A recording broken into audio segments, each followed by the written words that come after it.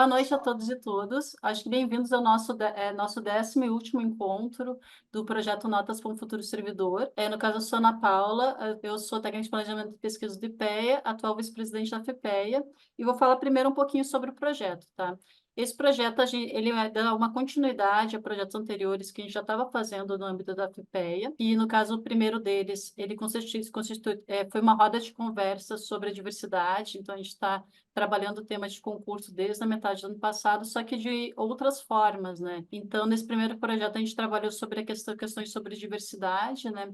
E a questão de cotas. Num momento posterior, a gente trabalhou sobre a questão do perfil do servidor do IPEA, que daí, no caso, você vai encontrar também dentro das nossas redes uma conversa, né, entre dois colegas também que está intitulada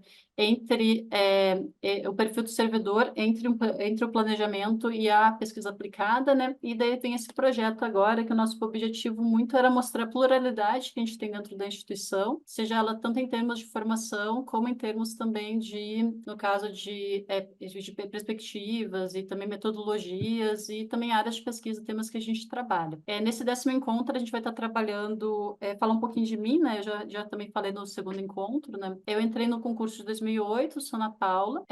No caso, eu sou bióloga. Eu fiz mestrado em botânica, e depois o doutorado agora eu tô em finalização na sociologia, tá? No caso, esse nosso último encontro, eu sou uma mulher branca, no caso tem cabelo preto, e estou vestindo uma blusa vermelha. Esse nosso último encontro, ele tem três pesos pesados, assim, que eu vou estar fazendo essa mediação, né? Ele vai trabalhar com a política social, saúde, no nome dele é políticas sociais, saúde, gerações e também desenvolvimento rural, né? Então, são três pesos pesados que tiveram uma trajetória muito longa dentro do IPEA. Eu acho que eu estou super feliz, assim, de estar também fazendo essa mediação, que são colegas que a gente tem muito, são uma referência para a gente, os três, assim, sabe? Cada um na sua área, mas os três são uma baita referência para a gente, né, que entrou depois, né? No caso, cada um deles vai se auto-apresentar também. Eu acho que eu já vou passando primeiro, né? No caso, acho que eu falei um pouquinho rápido, né? Mas depois a gente também vai complementando, assim, à medida que for passando, né? Vou passar já primeiro aqui para a Branca, né? No caso, que ela... cheguei a trabalhar com a Branca logo que eu cheguei também na DSOC, né? Que eu fui para... Que a minha trajetória dentro da instituição foi entre duas diretorias, né? Eu acho que como vocês viram ao longo dos nossos encontros, muitos de nós mudaram de diretoria ao longo da sua trajetória, né? No caso, eu comecei na diretoria de estudos urbanos, regionais e ambientais, depois migrei em 2016 para a diretoria social e tive também o prazer de trabalhar com a Branca um tempo, né? Entre 2016 e 2017, assim, que ela foi na minha coordenadora lá da diretoria. E daí eu vou já chamando ela, no caso, para ela falar um pouquinho da trajetória dela, que é bem longa, assim, dentro da instituição, assim. Branca, é contigo agora. Tá certo, obrigada. Boa noite a todos. Que bom encontrar meus companheiros de tantos anos. Que bom estar aqui. Eu sou socióloga, trabalho no IPEA desde 1973. Cheguei em 1973, após também participar de um concurso público nacional. Na época, a intenção era que o Ministério do Planejamento, ao qual o IPEA era então, e ainda hoje é vinculado, criar um Sistema Nacional de Planejamento. Essa ideia tinha origem no que eles chamaram de plano, quando foi formado o IPE, era para isso, era para planejamento e avaliação de políticas. Quando eu cheguei, o IPE em 73 era bem diferente do que é agora. Tínhamos dois blocos, um em Brasília, que era o IPLAN, Instituto de Planejamento, e no Rio o INPE, que era o Instituto de Pesquisa e Estudos. Hoje essas coisas estão mais ou menos misturadas. Planejamento, se bem que planejamento tenha ficado um pouco para trás e mudado sua configuração no decorrer dos anos. Basicamente, na década de 60 e depois na década de 70, a gente viu o fim o planejamento era sobretudo focado em políticas que se tinha na época de políticas desenvolvimentistas, muito incentivadas pelo Banco Mundial. Isso acabou do IPEA a partir dos anos 80, mas, de qualquer forma, eu acho que o IPEA participou da feitura do primeiro Plano Nacional de Desenvolvimento, também chamado Plano Decenal de Desenvolvimento, que começou em 67 e era até 76, e depois veio o segundo PND, e depois o terceiro, e depois e se acabou. Na época do IPEA, a gente tinha por função, muitas das funções era dar pareceres técnicos em vários projetos e várias propostas de projetos de todos os ministérios.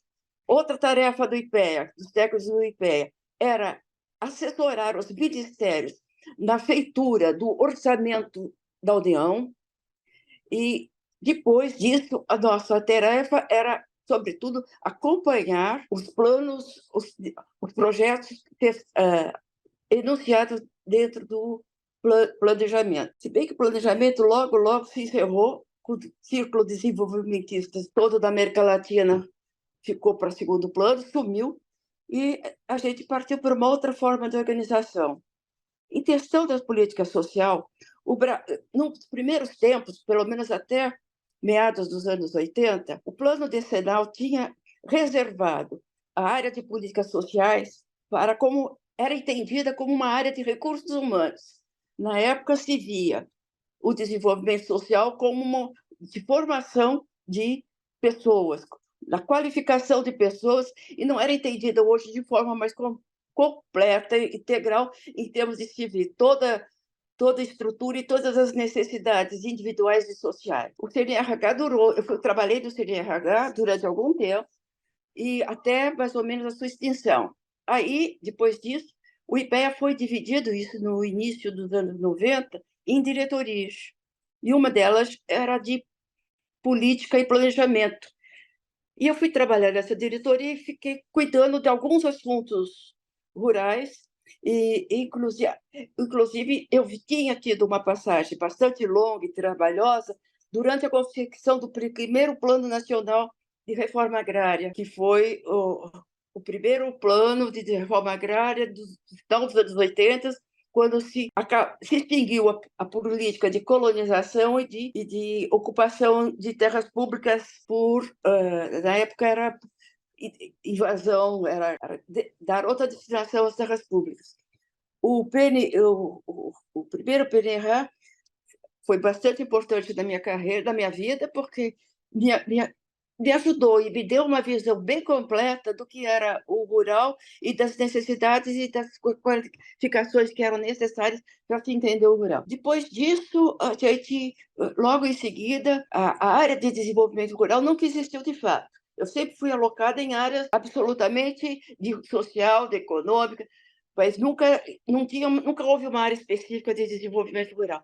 Ela passou a existir a partir dos anos 90, 91, quando se criou o Boletim de Políticas Sociais e se criou um capítulo específico para desenvolvimento rural. Nessa área, eu trabalhei durante muito tempo e foi onde eu tive a oportunidade, inclusive, de ter uma equipe, depois de algum tempo, bem interessante, e a gente fez várias incursões e pesquisas por todo o país.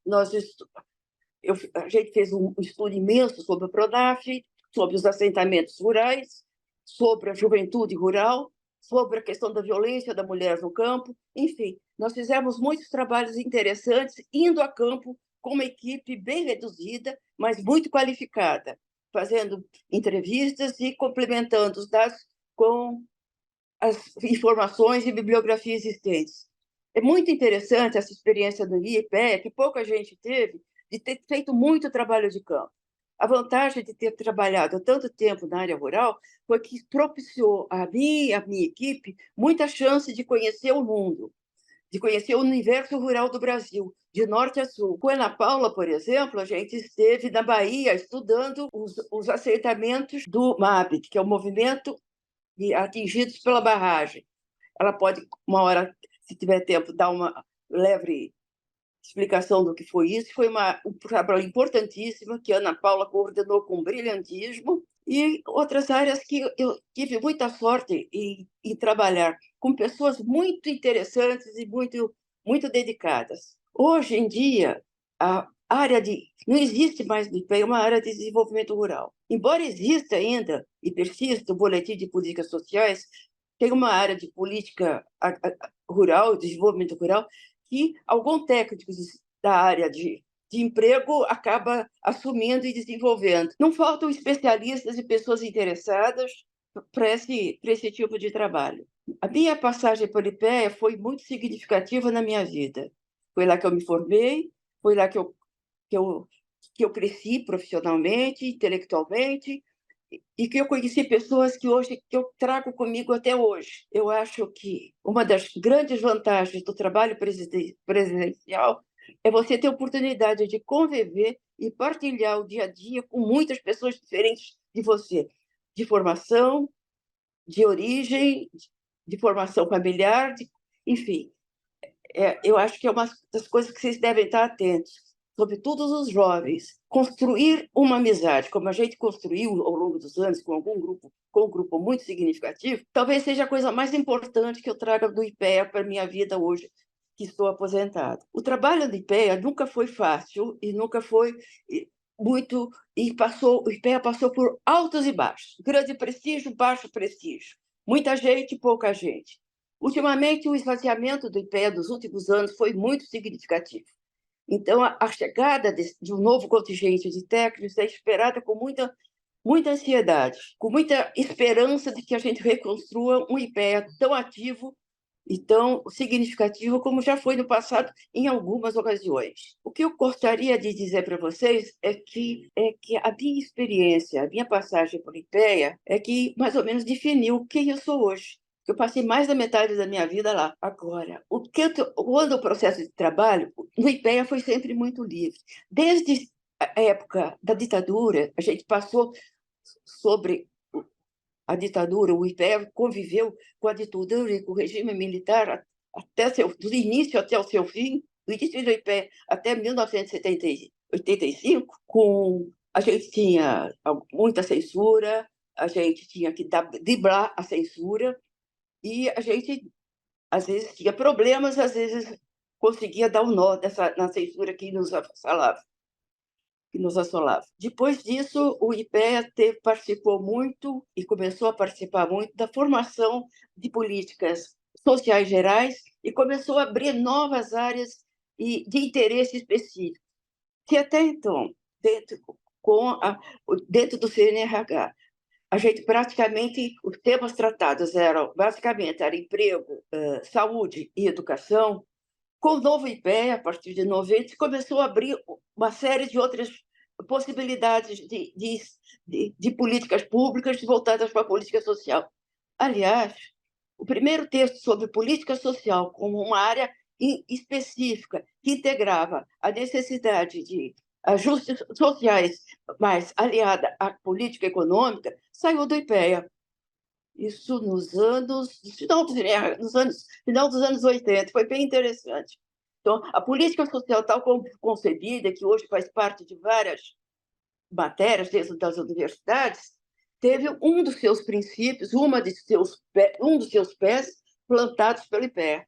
São muitos, não foi o único, mas foi bem significativa para nós. Hoje em dia, se vocês olharem, o IPEA tem áreas múltiplas.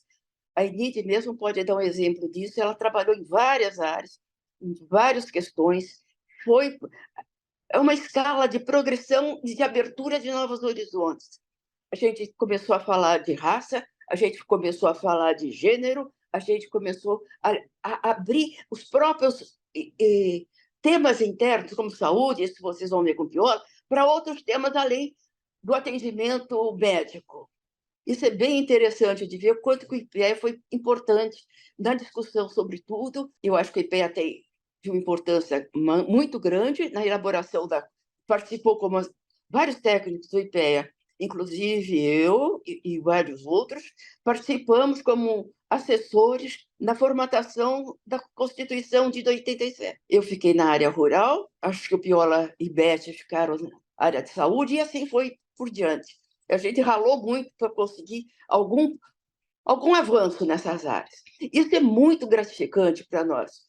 O Sul foi uma batalha que também dos técnicos, integrada pelos técnicos do IPEA, e foi talvez uma das coisas mais importantes surgidas com a Constituinte. Bem, eu acho que já falei demais, fico por aqui. E se vocês quiserem saber especificamente sobre o desenvolvimento rural, os temas que nós abordamos, Deem uma olhada nos boletins de política social. Até hoje, o tema continua sendo muito bem tratado e desenvolvido. Tenho muito orgulho desta área. Obrigada, Branca. Aqui apareceu uma mensagem aqui na minha tela, mas só para... Eu queria falar um negócio também, que a Branca foi uma das primeiras mulheres a entrar no IPEA, e também acho que é uma coisa relevante, que a gente está todo o tempo também falando que a gente é uma instituição bastante masculina, a gente está comentando isso ao longo desses encontros, né?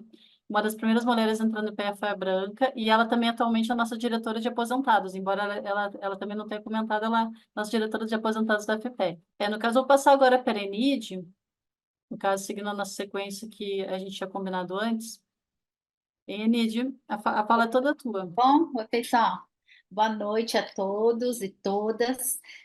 Muito obrigado, Ana Paula, em nome da FIPEA, eu agradeço a você, mas acho que a ideia realmente foi genial de trazer a gente para falar um pouquinho da nossa trajetória, das áreas em que nós participamos. Eu sou uma mulher parda, eu uso óculos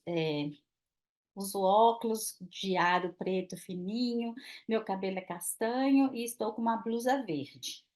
Meu nome é Enide, né? E eu sou mais conhecida lá como Enide Rocha, e estou no IPEA desde 1987.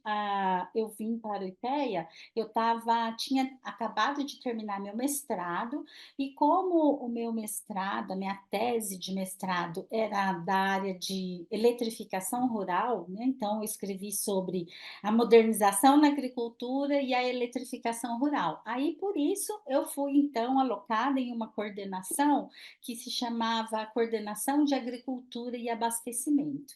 E lá, gente, eu aprendi muito, eu trabalhei com pessoas, era uma área, assim, bem consolidada, eles publicavam, nessa época, um boletim que se chamava Boletim Conjuntural da Agropecuária, que acompanhava, por exemplo, o preço dos alimentos, né, da cesta básica. Para vocês terem ideia, naquela época ainda, para esse boletim, a gente fazia os gráficos no papel milimetrado.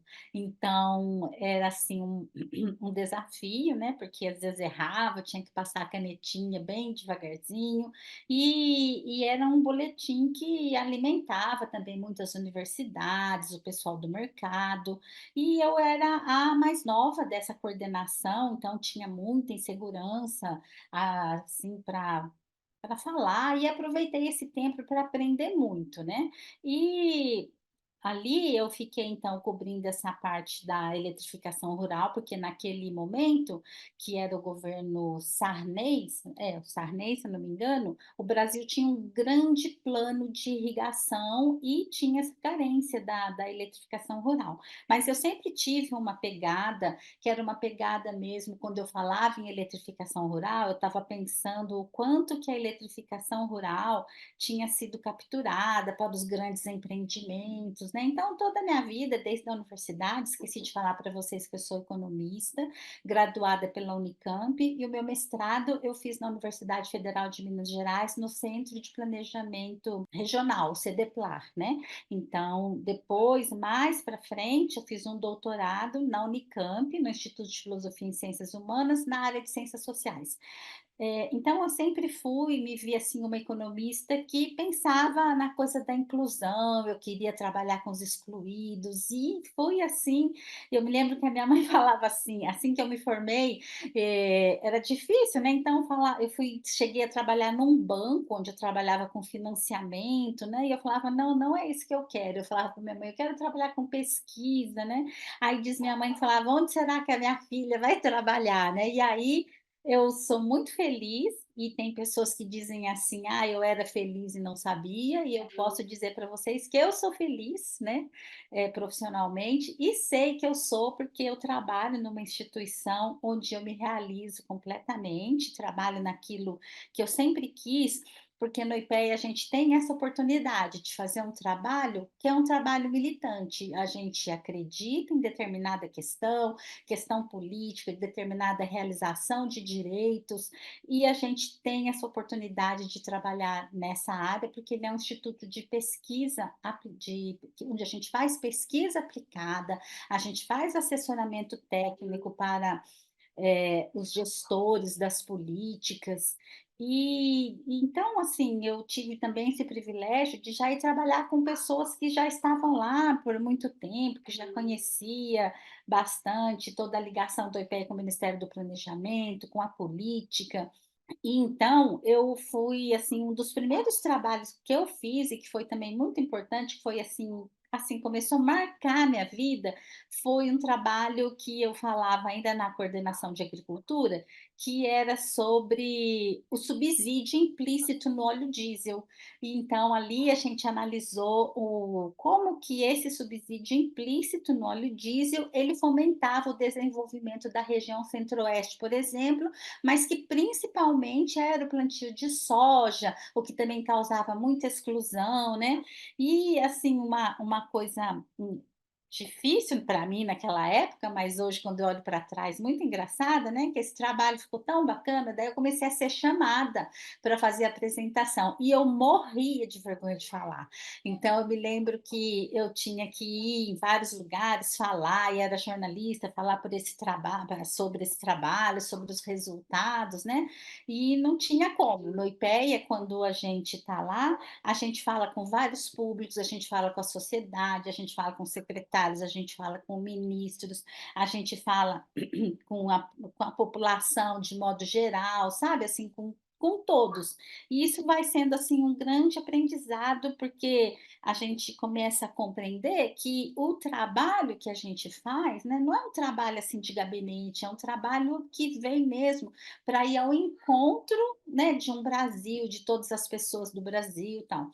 E aí, por conta dessa minha passagem pela questão da agricultura, né, principalmente nessa discussão, pensando mesmo na agricultura familiar, né, no quanto que os insumos, como a eletrificação rural é importante também, não só para os grandes empreendimentos, mas também para levar energia para os pequenos agricultores, eu fui então convidada pela equipe que trabalhava no que fez o mapa da fome, que trabalhou no primeiro CONSEA, no Conselho Nacional de Segurança Alimentar.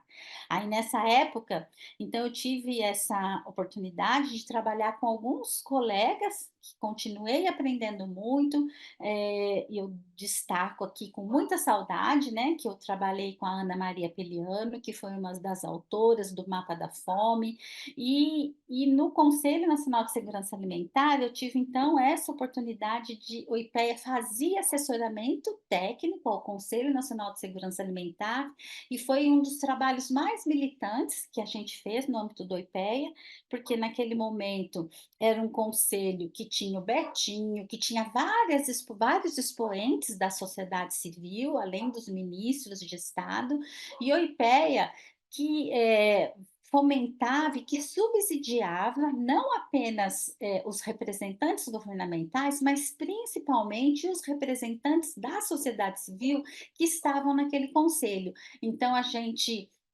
antes da reunião, preparava notas técnicas, passava pelos representantes da sociedade civil para, no momento em que eles fossem debater essas questões com os ministros, eles já estavam devidamente informados da questão orçamentária, dos principais problemas que estavam acontecendo com aqueles programas que tinham sido selecionados para fortalecer e trazer a segurança alimentar. Então, assim, foi um momento muito rico da minha vida, em que a gente ficava até de madrugada trabalhando, fazendo essas notas, e que a gente nem sentia que estava trabalhando de tão importante que a gente entendia que era aquele trabalho.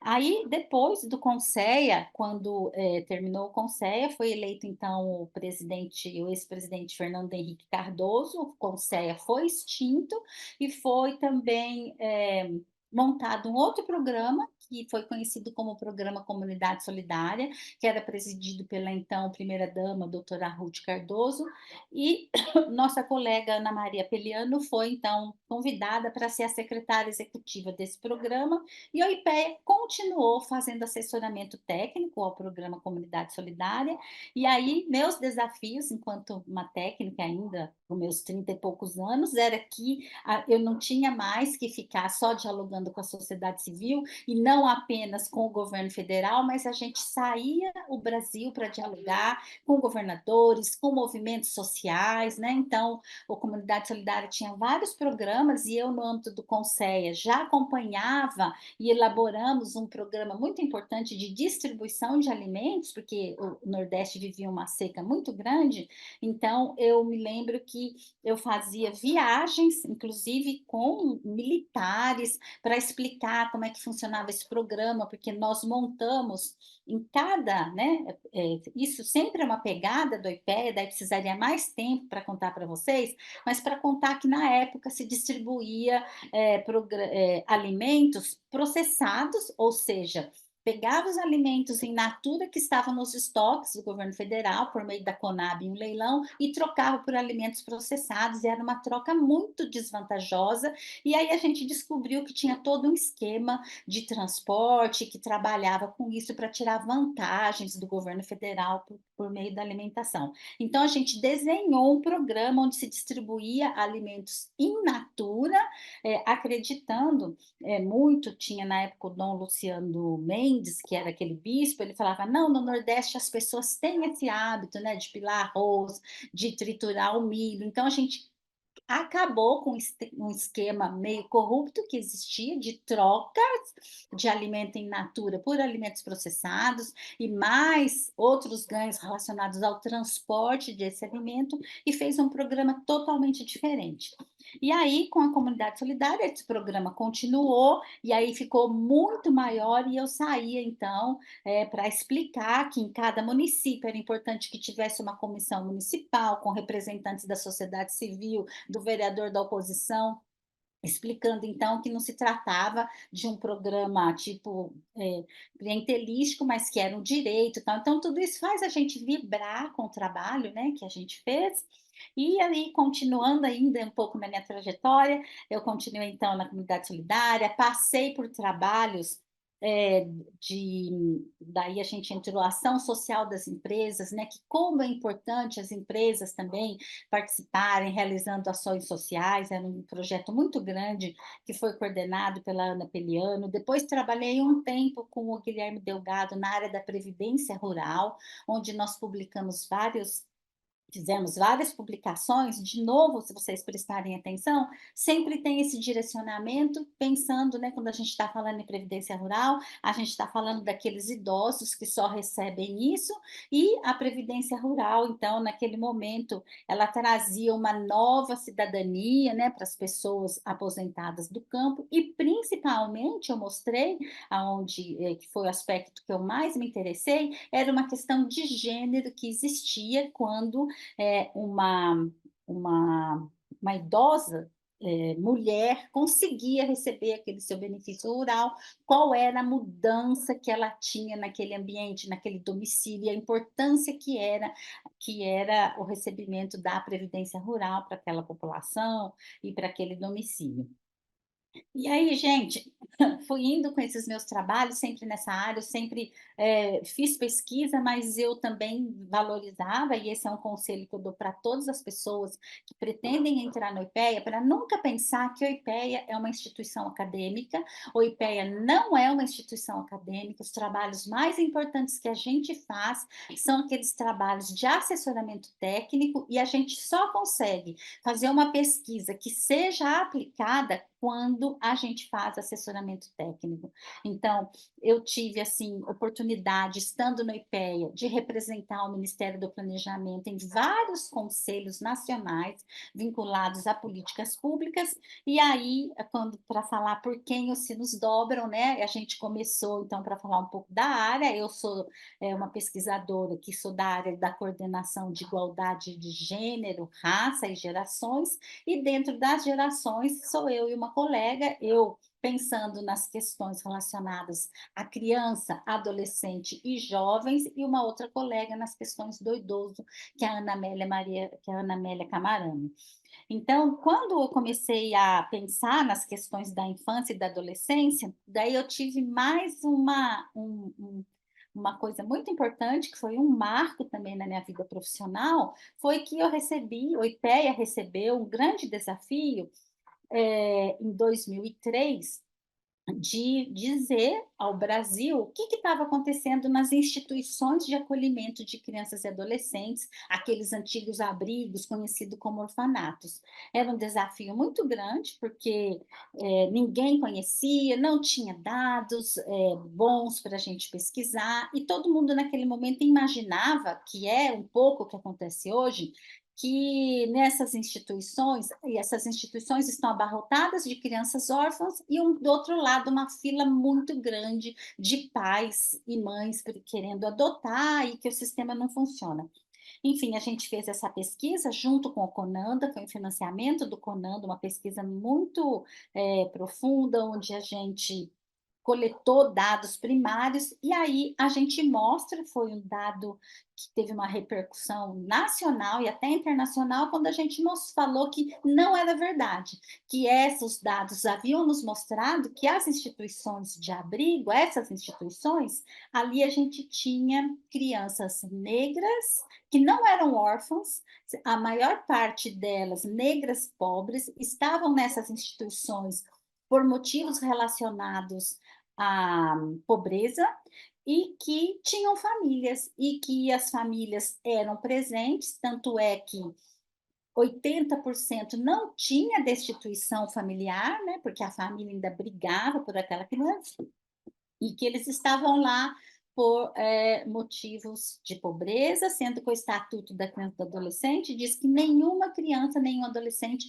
pode ser privado da convivência familiar por motivos relacionados à pobreza. E aí, com esse dado, e tem muitos outros dados, quando a gente mostrou que lá era o lugar da criança de menor valor, da criança negra, da criança pobre, e da família também que tinha sido abandonada pelas políticas públicas, acabou, gente, que aconteceu, e isso acontece no IPEC, eu fui chamada a falar 2 vezes no Fantástico, no horário nobre, para contar dessa pesquisa, e isso teve uma repercussão muito grande.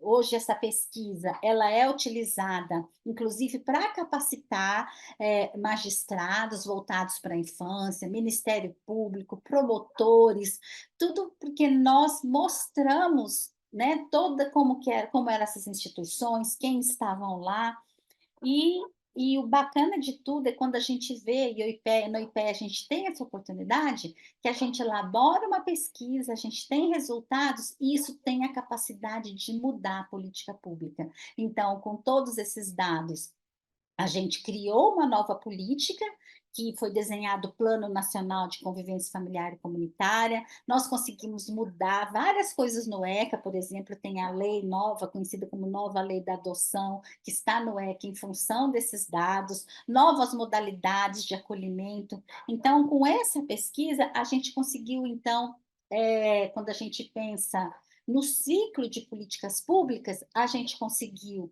colocar o tema na agenda governamental, a gente conseguiu elaborar novas políticas, e a gente conseguiu mudar, inclusive, uma legislação, né, introduzir novos princípios, novas questões que são importantes no Estatuto da Criança e do Adolescente. Eu já posso aposentar, já tenho 4 anos, né? Não me aposento porque eu ainda gosto muito do meu trabalho, vejo assim, que eu ainda consigo fazer algumas contribuições, né?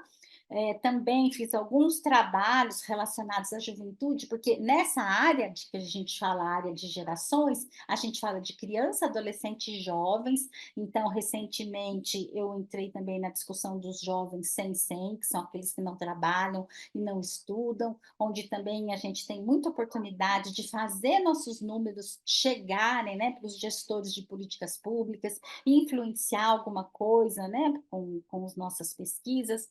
Enfim, também faço outras coisas. O IPEA tem uma pauta muito importante, que é da Agenda 2030 e os Objetivos de Desenvolvimento Sustentável. Toda a instituição está envolvida no relatório que o Brasil vai apresentar no Fórum Político de Alto Nível em 2024. O Brasil vai apresentar seu relatório voluntário, após 4 anos, né, que o último governo retirou o Brasil dessa pauta, e eu estou também envolvida nessa discussão.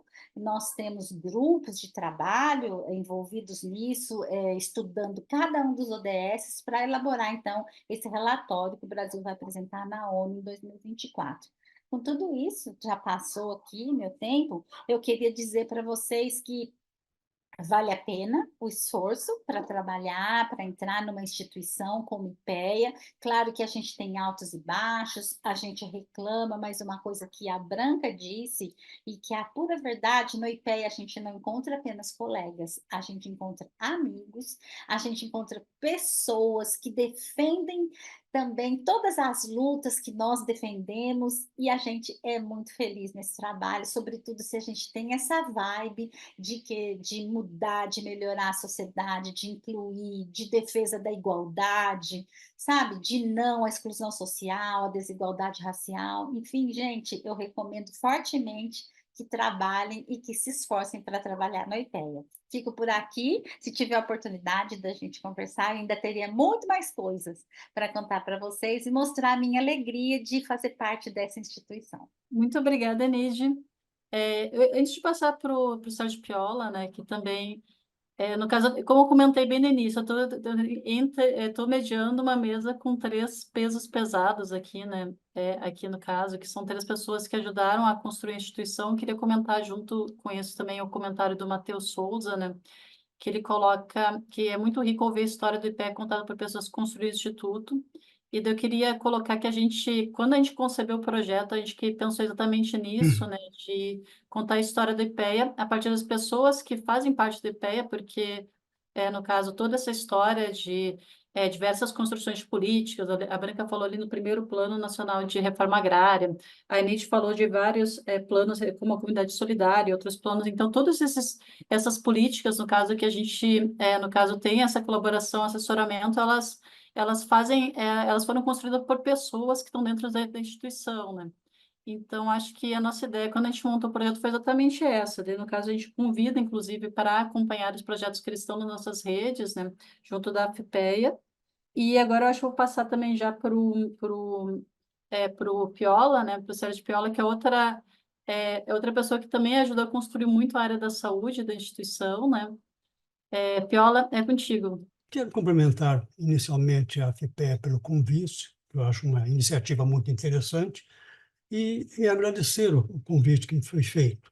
E também cumprimentar minhas colegas aí de bancada, a Ana Paula, a Branca e a Enide, e a todos os que nos acompanham nessa tarde. Bom, sou técnico de planejamento e pesquisa do IPEA e sou médico especializado em saúde pública, tendo saúde pública como formação básica.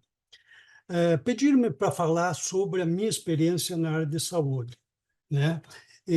Mas eu acho que pelo tempo que eu passei na instituição, a toda a minha vida profissional passei dentro do IPEA, um pouco da minha vida, da minha experiência de vida no trabalho, se confunde um pouco com aquilo, com a evolução ou com da área de saúde do IPEA. Bom, como eu disse para vocês, eu entrei no IPEA, né, nem sei se já falei disso, mas entrei no IPEA em 1975.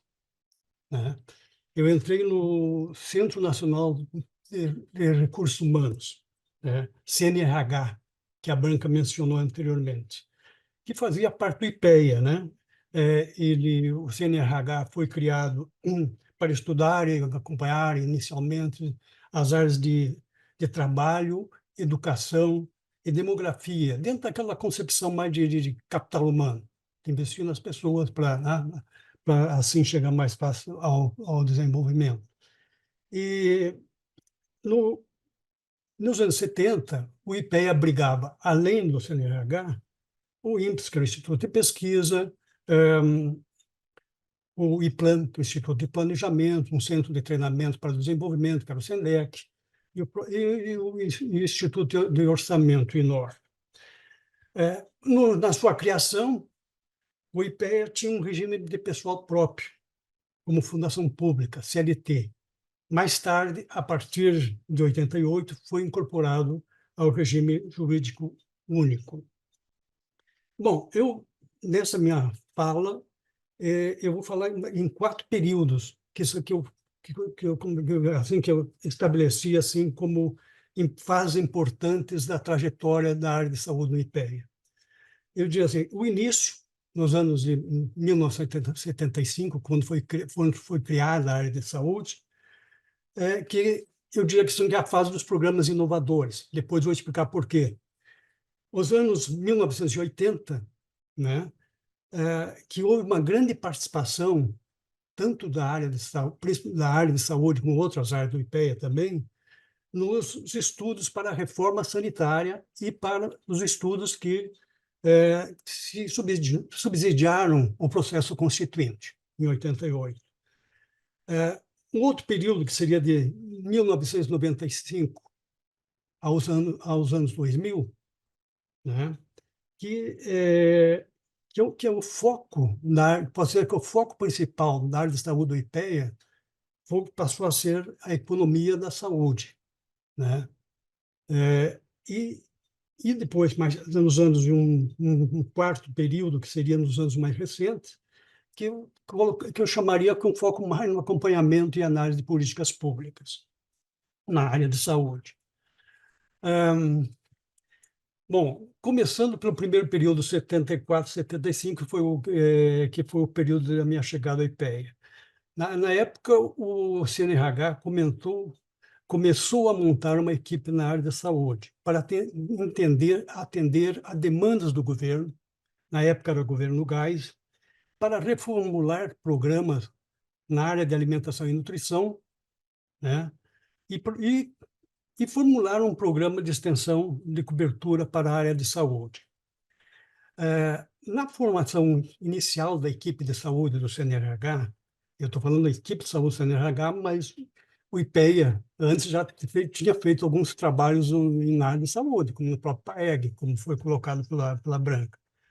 Mas quando foi na equipe de saúde do CNRH, quando ela foi criada em 75, além do pessoal jovem, alguns até iniciantes, foram trazidos técnicos e sanitaristas de renome para a formação daquela equipe, né?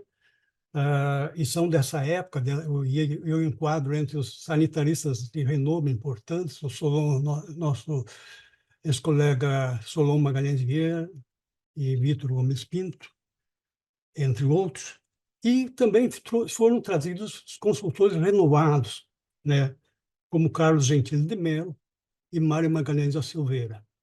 Quem se deu o tempo aí de procurar um pouco quem foi Carlos Gentili de Mello na política de saúde nos anos 70 e Mário Magalhães da Silveira, vai encontrar muita coisa interessante a respeito desses dois consultores da equipe de saúde.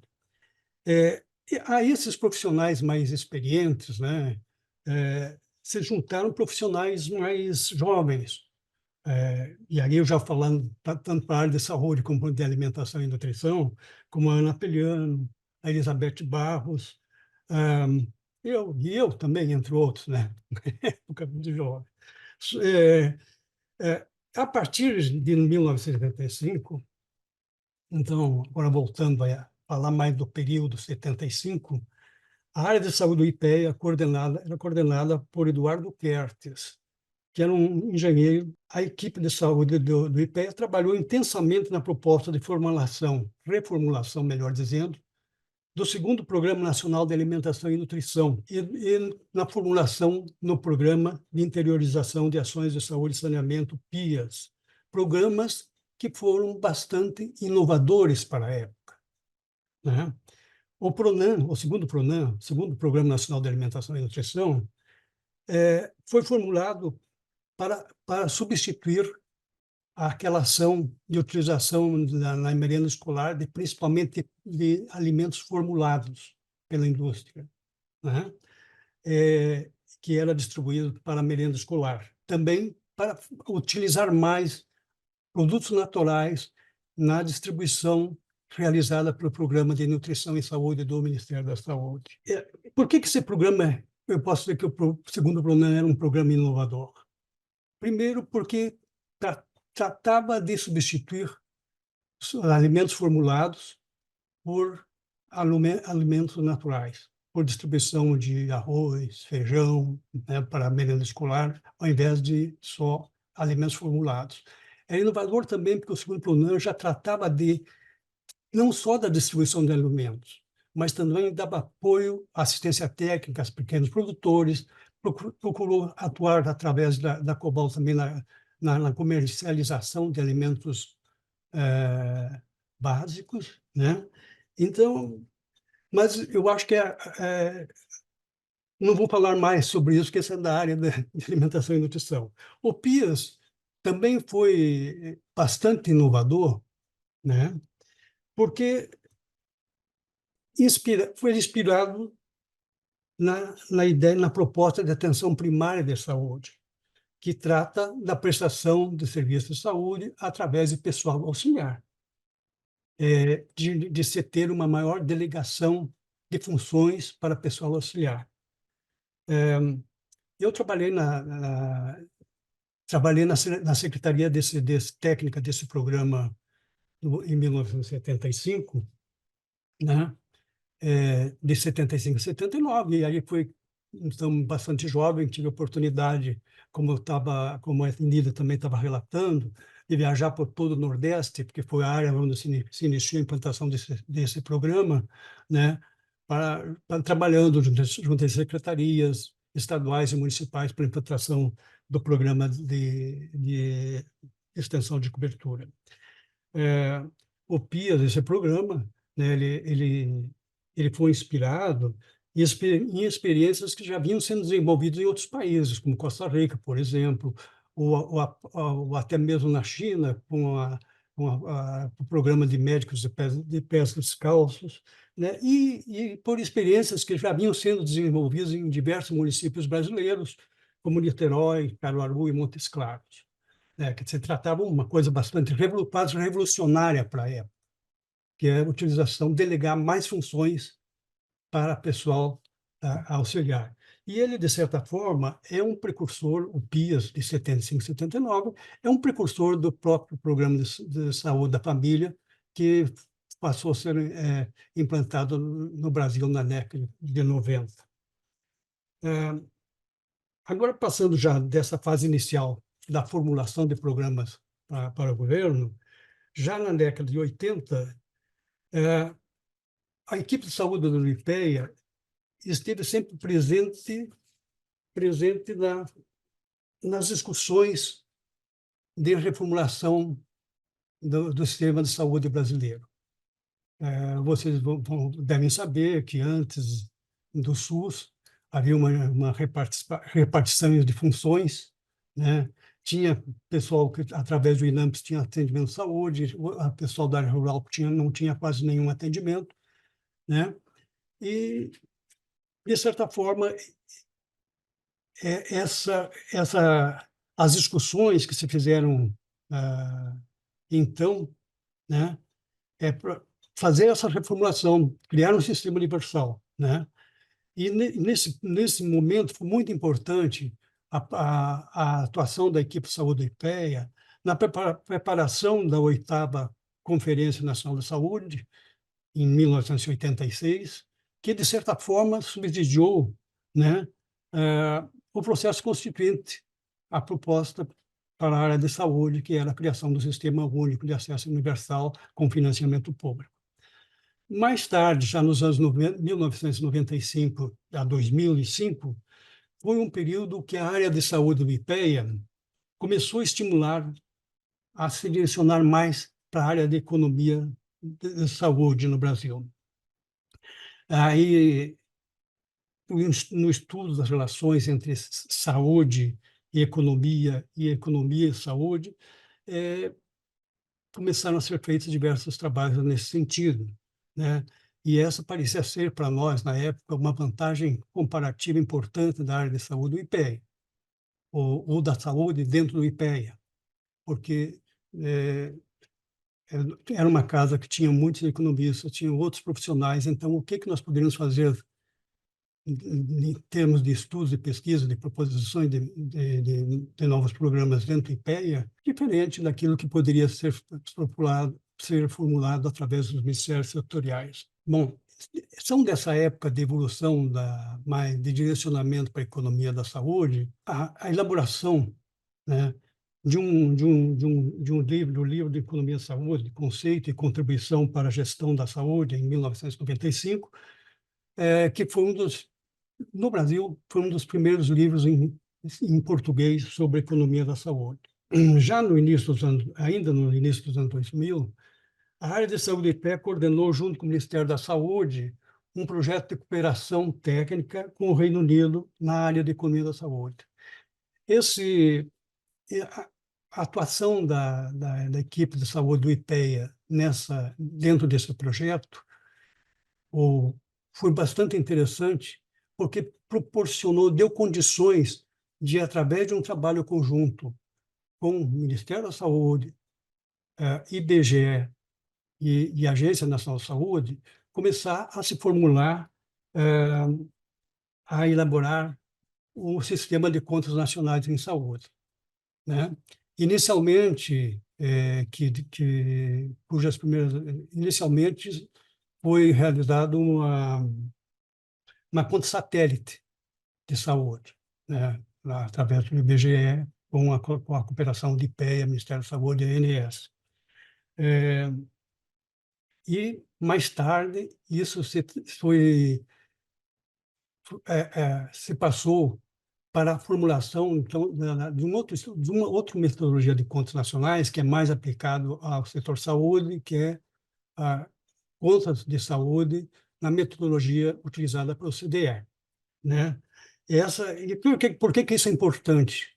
Porque, bom, a área de saúde, você gasta bastante em saúde, né? No Brasil, se gasta mais de 9,6%, em torno de mais de 9% do PIB com saúde, apesar do gasto público com saúde ser bastante baixo, quer dizer, comparado com outros países, o gasto privado com saúde no Brasil é muito alto. Mas, então, é muito importante você saber quanto se gasta, de onde vem o recurso, como é que esse recurso é gerido. Então, são informações muito importantes que as contas nacionais nos trazem para a gestão da saúde. Também, outra faceta importante do trabalho da área de saúde do IPEA, né, é a participação em comitês e grupos técnicos do qual eu posso destacar alguns exemplos, né? Durante muitos anos, e hoje também, profissionais do IPEA, da área de saúde do IPEA, participam da RIPSA, que é a Rede Interagencial de Informações para a Saúde, né? Também do Comitê Consultivo do Sistema de Orçamento Público da Saúde, CIOPS, que é aquele sistema que faz o registro dos gastos estaduais e municipais com saúde, né? Também da comissão, participa-se também da Comissão de Financiamento do Conselho Nacional de Saúde, né? E também do CEMAP, do Conselho de Monitoramento e Avaliação de Políticas Públicas, né? Onde a área de saúde já realizou alguns estudos no âmbito do CEMAP, alguns estudos da área de saúde. Se eu fosse olhar assim a produção de saúde do IPEA, né, tem a maior parte de sua produção é direcionada para o financiamento de saúde e ao acompanhamento e avaliação das políticas públicas, né? E principalmente estudos relacionados ao desempenho do SUS. Em 2019, a Fabíola Sulpino, que é a atual coordenadora da saúde no IPEA, fez um estudo bibliométrico, né, da produção de saúde dentro do IPEA. De 450 produtos catalogados, a grande maioria estão relacionados ao SUS e ao financiamento de políticas públicas de saúde. É o TD 2496 de agosto de 2019. Então, nos últimos tempos, parece que esse tem sido o foco do IPEA, da área de saúde dentro do IPEA, quer dizer, estudos sobre o SUS, estudos principalmente sobre o financiamento do SUS, porque, como você sabe, o SUS apesar da pretensão de ser um sistema universal, de cobertura integral, é bastante desfinanciado, né? E então, entra governo e sai governo, e sempre o financiamento público permanece inferior ao gasto privado. Outra iniciativa importante que teve, essa que não é originária unicamente da área da saúde, é a criação do boletim de políticas sociais, né? E já estamos, eu acho que no 31º número, né? Está sendo trabalhado o 31º número. E a construção do boletim, que começou nos anos 2000, né, é um momento muito importante de interação entre as equipes técnicas de diversas áreas dentro da área social do IPEA, né? Não sei se vocês conhecem esse boletim, mas se não conhecem, convido-os a procurar na biblioteca, né, na IPEA. E mais recentemente, nós tivemos em 2022 e 2023 o projeto Prioriza SUS, que foi preparado pela equipe da área de saúde para oferecer subsídios ao novo governo. Foram feitos estudos para as áreas de gestão e coordenação federativa, esses estudos já estão sob a forma de textos para discussão. Bom, tentei dar uma ideia mais geral, muito rápida, assim, o que tem feito, né, a área de saúde do IPEA ao longo da sua existência. Isso, naturalmente, sob a minha ótica, de seleção do que eu julguei mais importante. E, finalizando, a gente pode dizer que a área de saúde pública no Brasil tem desafios muito importantes. Vou citar só 3. O financiamento insuficiente do SUS, né? Como chegar a um financiamento minimamente suficiente, a articulação federativa, né? A articulação entre União, Estados e município é um problema muito sério, e a procura de uma gestão mais eficiente na área do Sistema Único de Saúde. Bom, se vocês... O IPEA, para finalizar, o IPEA é um lugar muito bom de se trabalhar, né?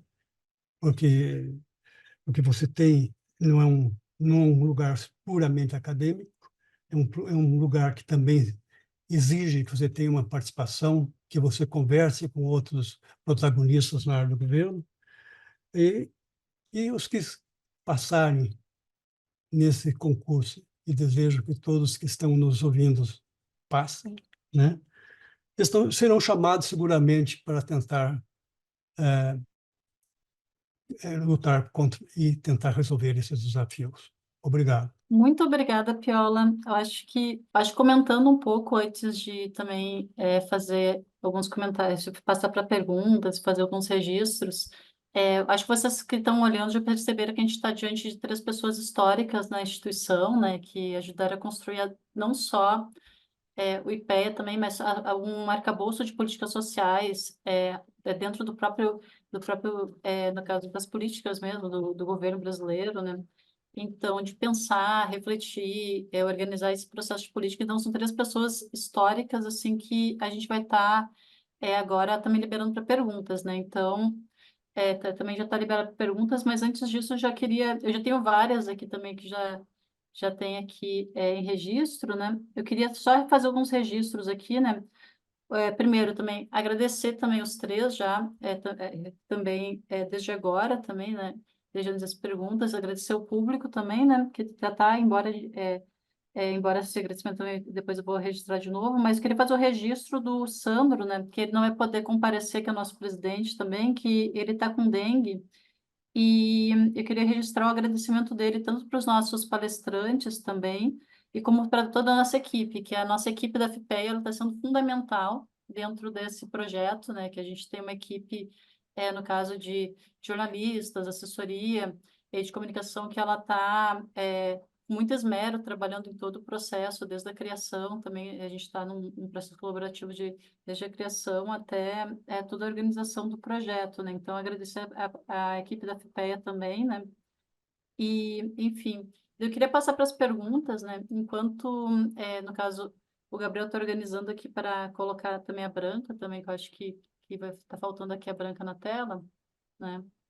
É, então, quando a gente vai organizando, eu acho que eu queria também registrar que eu acho que é um aprendizado também para a gente também, né? Enquanto servidores que entraram mais recentemente, né? Ah, aí a Branca, né? Então, é um aprendizado para a gente também, enquanto servidores que entraram mais recentemente, né? Eu entrei no último concurso, a Branca até me provocou também para falar um pouco da pesquisa no caso, atingidos por barragens também, que a gente fez lá junto, né, Branca? Eu acabei não comentando também, né, que eu acho que, como estou na mediação, estou tentando não falar muito também, né, que embora eu seja tímida, como a Enid falou também, é, eu também, eu quando começo a falar, não paro, né? Então, eu tô tentando me controlar um pouquinho aqui, porque eu tô junto com 3 colegas históricos aqui, né, que contribuíram muito, assim, para formar as políticas, assim, cada um na sua área, né? E, enfim, né?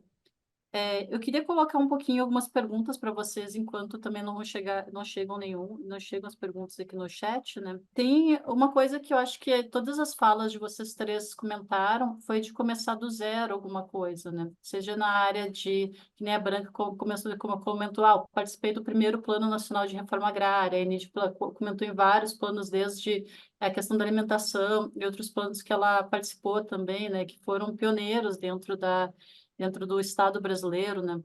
E o Piola, a mesma coisa. Então, acho que uma coisa que une também essas 3 falas é essa questão da novidade, né? De construir algo a partir do zero.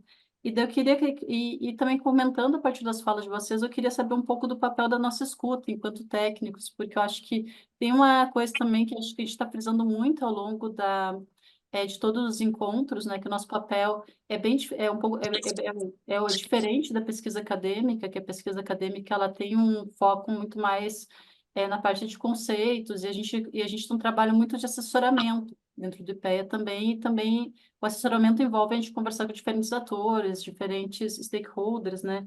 E a partir disso, né, fazer desse processo de escuta também pensar um pouco as políticas. Então, eu queria colocar um pouco eu queria, no caso, fazer essa pergunta para vocês: qual que é o nosso papel de escuta nesse trabalho de assessoramento e também pensar as políticas, né, que é uma coisa que a gente tem colocado, né? E também o Fred me mandou uma pergunta que tem a ver, que ele mandou aqui no Zap, né? Uma pergunta que tem a ver com essa, que ele queria que vocês comentassem sobre a participação do IPEA em conselhos e em espaços de participação também. Como é que acontece essa participação? O que a gente faz lá dentro? Qual que é o nosso trabalho, tá? Ou então, seja em conselhos, em grupos técnicos também, que, sei lá, a Inês comentou do ODS, né? Que é um grupo de assessoramento, que no caso que vai num ambiente mais internacional também, que a gente vai estar atuando. É, enfim, mas tem vários. No caso, o Piola comentou da conferência também de saúde, né, que foram alguns marcos, né? Então, assim, eu acho que tem vários grupos também que a gente participa externamente, EPEA, sejam IDGT, os grupos técnicos também, que a gente faz esse trabalho de assessoramento. Então, eu queria que vocês comentassem um pouco sobre isso, tanto do nosso papel de escuta também para pensar e formular as políticas públicas, né? E também sobre a questão do assessoramento, assim. O programa de reforma agrária foi elaborado por uma equipe do recém-criado Ministério de Desenvolvimento Agrário e foi elevado. E eu recebi uma cópia do IPEA para dar o parecer técnico. E aí começaram todas as discussões. O parecer técnico no projeto era importante, outros técnicos participaram, mas principalmente eu participei, que eu era mais envolvida com a questão. E foi uma ocasião de muitos embates com o pessoal da economia, porque com alguns economistas, porque eles defendiam que reforma agrária era uma coisa muito cara e que não devia ser priorizada numa época que a questão da pobreza ainda era muito grande. Bem, um dos argumentos que eu usei foi que o que custa caro não é a reforma agrária. A cidadania custa caro. A luz elétrica que está passando nas nossas casas, o esgoto, o saneamento básico, o transporte público, as ruas asfaltadas, as estradas de ligação, e tudo isso custa muito caro. Somos nós que pagamos. Como vamos pagar? Mas não são todas as pessoas que têm o acesso garantido a essas coisas. Sem terra não tem nem terra, não tem nem, nem casa. Então, o problema é que você montar, repassar uma estrutura, e depois não é de graça, eles vão pagar pela terra, eles vão produzir alimentos, e os que não derem certo vão acabar perdendo a terra, como já aconteceu muitas vezes. Então, foi uma discussão muito grande e ao mesmo tempo, o programa tinha metas que a gente achava que eram poucas em relação à demanda social, mas foi uma época interessante, porque logo em seguida foi quando surgiu o MST. E na minha experiência no rural, eu pouco trabalhei com conselhos, mas trabalhei muito com os movimentos sociais. E isso foi bastante importante. A gente chegou a trabalhar com o MST, com o MB, ah, com outros agrupados, com a CUT Rural, com a CONTAG. Nós trabalhamos e fizemos muitos trabalhos em parceria com a CONTAG, como a avaliação da violência contra a mulher rural, a questão da juventude rural. Nós ajudamos e participamos de várias marchas da Margarida, então, das Margaridas. Então, foi uma época, foi mais assim a minha participação em conselhos, não foi, foi muito pobre, muito pouco. E eu não senti falta disso, não. Então, acho que a Inide e talvez o Fiola tem mais experiências em participação de conselhos do que eu. Bom, eu acho que nós, o conselho é talvez o mais importante, ou eu acho que a participação que o IPEA teve e que técnicos da área de saúde do IPEA foram representar, foi no Conselho Nacional de Saúde, ali por volta dos anos 2000. Quer dizer, durante acho que por mais de...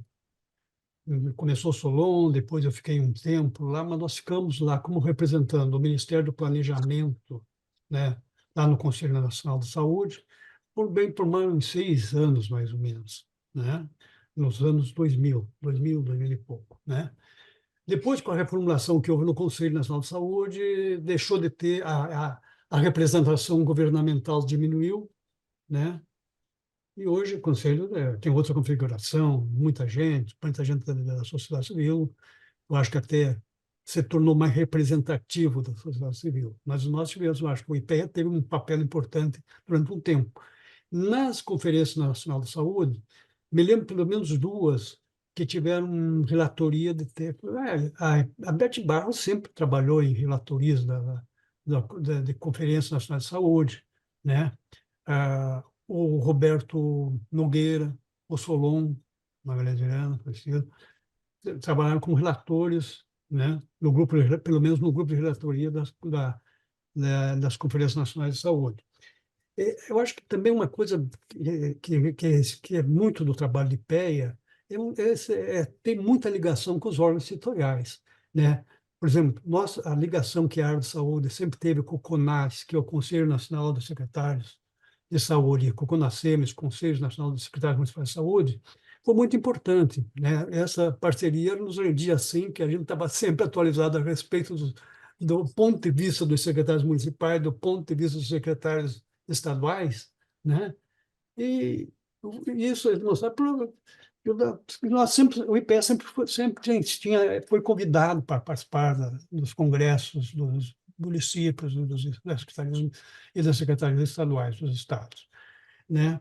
E bom, nós tem muitos outros conselhos, eu diria que o Conselho Nacional de Saúde foi o mais importante, né? E depois tem participação em grupos técnicos, que é outra coisa relevante. E aí, como eu falei, da RIPSA, que é uma rede interagencial de informações para a saúde, né? Que reúne diversas instituições, né? Que tratam, então, da utilização de dados para a saúde, de indicadores para a saúde, dão aquele respaldo para o melhor uso, né? Mas, então, eu acho que isso faz a diferença do trabalhar também no IPEA, do trabalho do IPEA, tá? Mas eu não vou me alongar mais nisso aí, eu vou deixar agora para a Enide dar o recado dela. Vou começar desse final do Piola, que a Ana Paula, a questão da Ana Paula, ela falou como é que é a coisa da escuta, né?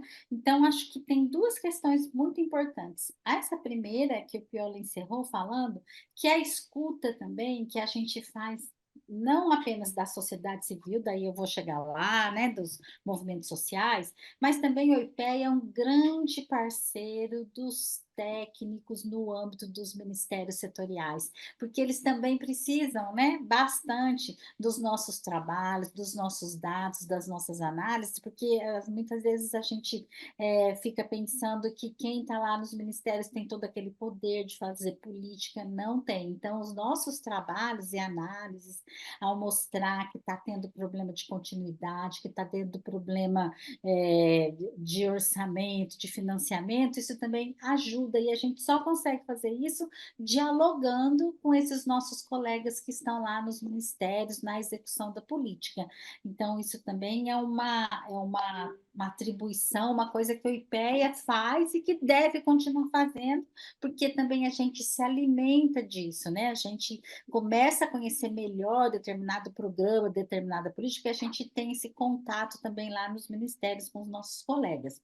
Sobre a participação aí social em fóruns, espaços, né, arranjos participativos, como os conselhos nacionais e as conferências, isso é fundamental para o nosso trabalho no IPEA, porque também é lá, né, que a gente discute as pautas de políticas públicas, lá que nesses conselhos, vocês sabem que a gente tem representantes da sociedade civil e representantes governamentais. Então, assim, existe, muitas vezes a gente assiste embates, a gente participa desses debates, sempre qualificando, levando informações, e a gente acaba assumindo um lado da questão, né? A gente acaba vendo ali quais são os problemas das políticas e de que maneira, dentro do nosso espaço na IPEA, a gente consegue levar a solução, ou levar informações, levar aquelas análises que a gente consegue fazer a partir desse debate no âmbito dos conselhos. Eu participei, já fui conselheira de vários, fui conselheira há muito tempo do CONANDA, do Conselho Nacional dos Direitos da Criança e do Adolescente, fui conselheira do CNAS, fui conselheira do Conselho do PRONAF, a primeira que teve, conselheira no CONSEA, fui secretária executiva do Conselho Nacional de Juventude, o primeirão, e por conta dessa minha linha participativa, a minha tese de doutorado, ela é sobre eu discutir projetos políticos e comparei o Conselho Nacional da Saúde com o Conselho Nacional dos Direitos da Criança e do Adolescente. E aí lá eu mostrava, e isso é importante até quando a gente está estudando os arranjos participativos, porque você tem diferentes ferramentas no âmbito dos conselhos. Então, quando a gente olha o Conselho Nacional de Saúde, ele é um conselho mais efetivo, porque ele tem lá dentro do seu regimento, o ministro de Estado precisa ir lá e responder as resoluções que saem do conselho, é um conselho mais antigo. Então, muito que os outros conselhos se inspiram um pouco no Conselho Nacional da Saúde. Então, e ele nasceu nesse projeto político que a gente fala que é do campo democrático participativo. Então, o Conselho Nacional de Saúde é um conselho largo, né, em termos de participação. Já o CONANDA, embora ele tenha vindo naquela linha ainda pré-constituição e tal, ele só foi criado efetivamente lá na linha do governo Collor, quando a gente já estava com a discussão da redução do tamanho do Estado. Então, é um conselho que não tem ferramentas para fazer valer a sua decisão. Então, é importante, quando a gente pensa nos conselhos, a gente olhar quais são as ferramentas que cada conselho tem para fazer valer a decisão que eles tomam ali. Então, eu gosto muito dessa temática da participação social, eu acho que ela é fundamental para o nosso sistema de proteção social, para as políticas públicas, e é uma coisa sem volta. Aí, depois de tudo isso, a gente também, vários conselhos passaram a fazer conferências nacionais, a exemplo, né, da primeira que teve na saúde, que também é um espaço muito, muito importante, só que a gente mostra nos trabalhos do IPEA que não basta que se a gente não é que não basta, que se o Brasil avançou muito na quantidade de espaços participativos, o fundamental agora, o nosso grande desafio é avançar na qualidade desses espaços. E quando a gente fala na qualidade, a gente está falando das representações, né, que devem ser representações de forma que contemple os movimentos, as organizações da sociedade civil que, de fato, representem aquele tema, desses conselhos terem ferramentas para poderem atuar. Então, a gente costuma dizer que agora o grande desafio, agora não, já vem, né, de alguns anos agora, né, dessa década, é a gente avançar na qualidade desses espaços de participação social. E quando a gente não pensava que tudo podia piorar, no último governo extinguiu vários desses espaços de participação e agora a gente retoma muito desses, mas precisando aí melhorar a qualidade. A Ana Paula citou, e eu vou falar rapidamente, que além dos conselhos, a gente participa de comissões nacionais e tem essa Comissão Nacional da Agenda 2030 dos ODS foi extinta no último governo, voltou agora a questão de 3 meses atrás, e o IPEA, junto com o IBGE e a Fiocruz, são as instituições de assessoramento técnico no âmbito dessa Comissão Nacional, que está na Presidência da República, e a gente tem um papel importantíssimo de pautar as questões, de levar as informações, levar dados, e a nossa primeira atribuição agora, nesse governo, é elaborar o Relatório Nacional Voluntário dos ODS para mostrar qual progresso o país vem fazendo no campo dos ODS. E essa coisa da escuta é tão importante que, para vocês terem uma ideia, no nosso relatório, a gente vai dialogar com o relatório NUS, que é o relatório paralelo feito pela sociedade civil em relação aos ODS. Então, no âmbito do IPEA, nós vamos buscar quais foram as recomendações da sociedade civil e colocar lá algum diálogo com essas recomendações, e isso vai lá para as Nações Unidas, porque no campo da Comissão Nacional participam 35 representantes da sociedade civil. Então, não tem aonde a gente vá que não tenha aí como deixar de fazer essa escuta, né? Partindo do princípio de que nós não somos tecnocratas, né?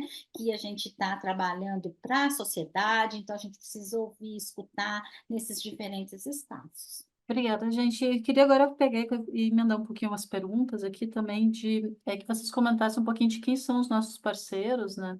No caso, com quem que a gente conversa, que tem, até teve, tipo, existem várias dúvidas, por exemplo, como que chegam as demandas para a gente, sabe?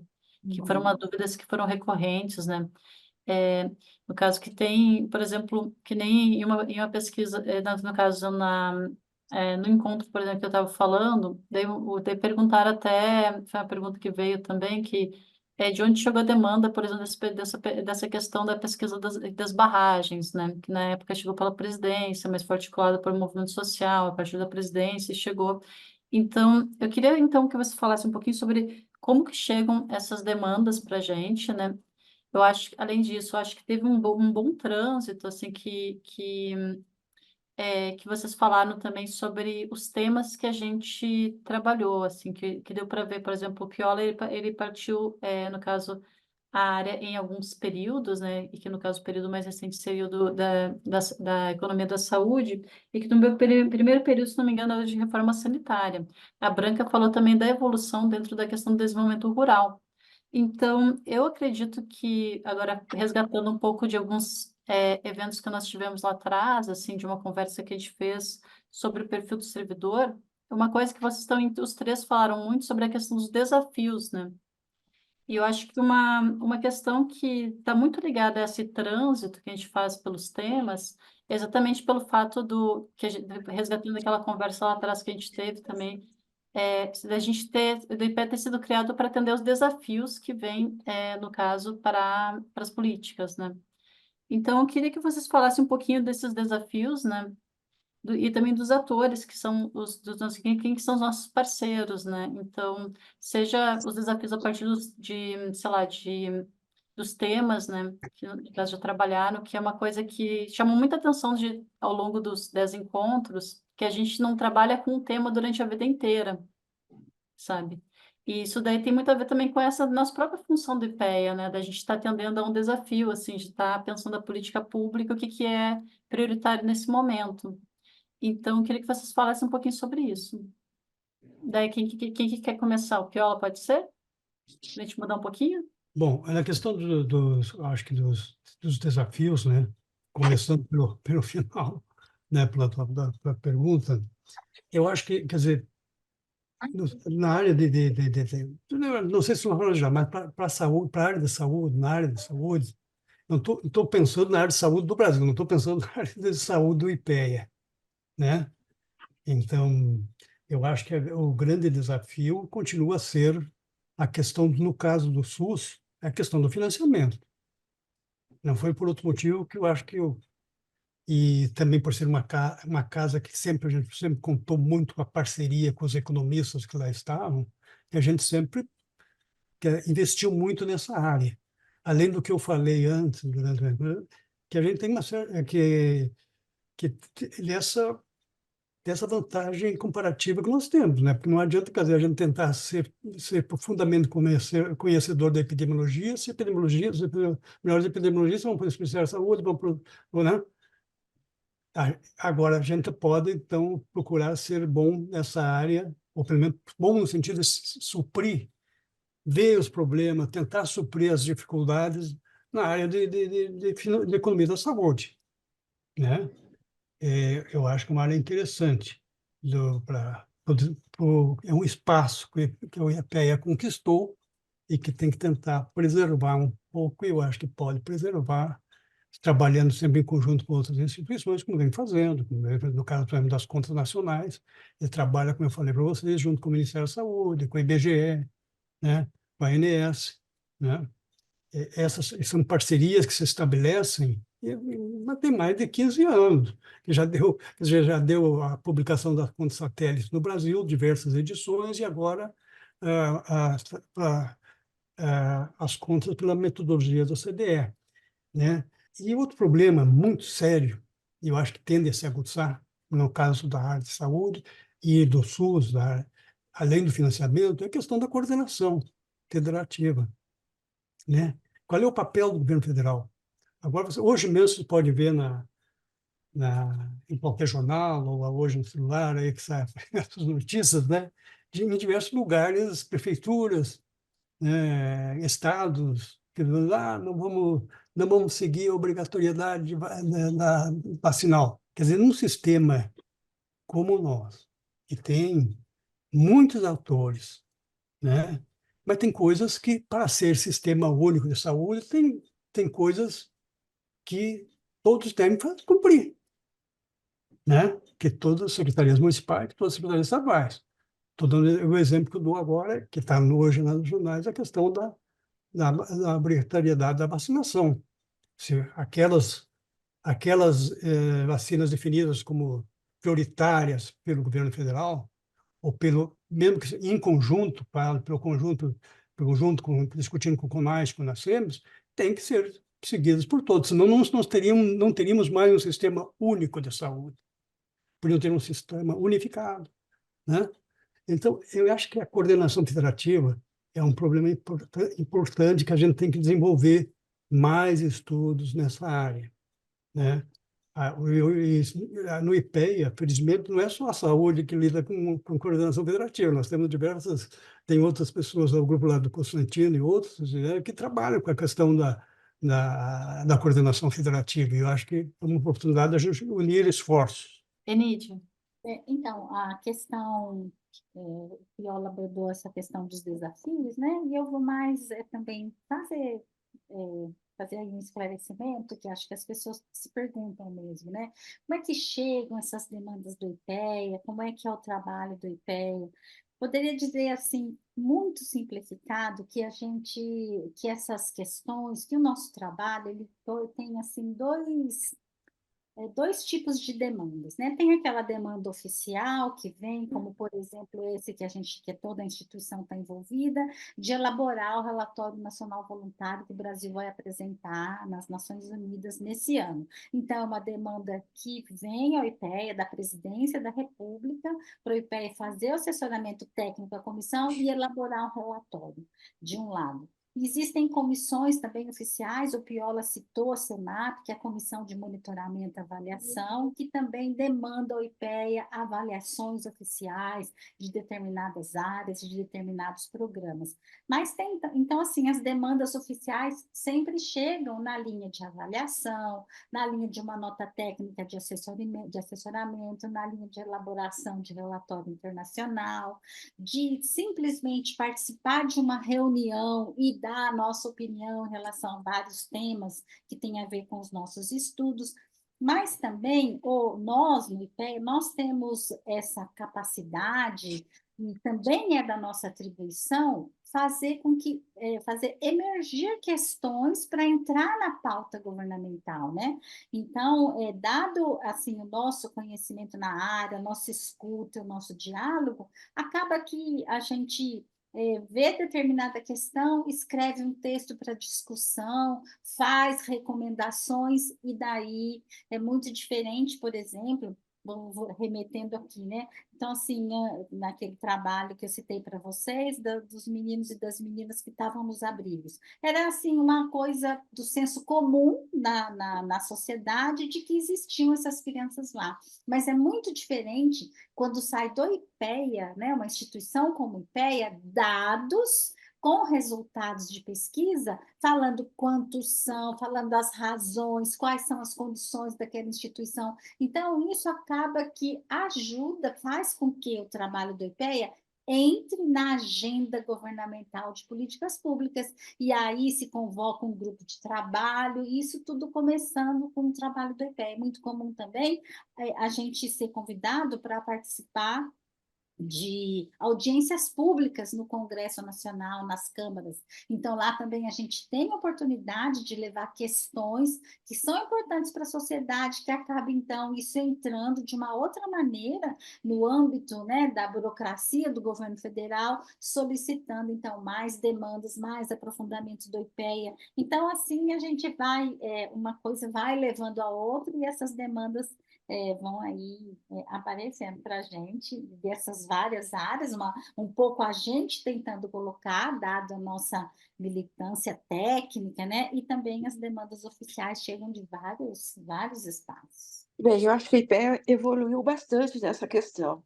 Acho que nos anos iniciais que eu estive no IPEA, a gente só respondia às chamadas demandas institucionais. Inclusive, um dos trabalhos mais frequentes e chatos do FNRH era dar parecer em projetos de tudo quanto é área, tá?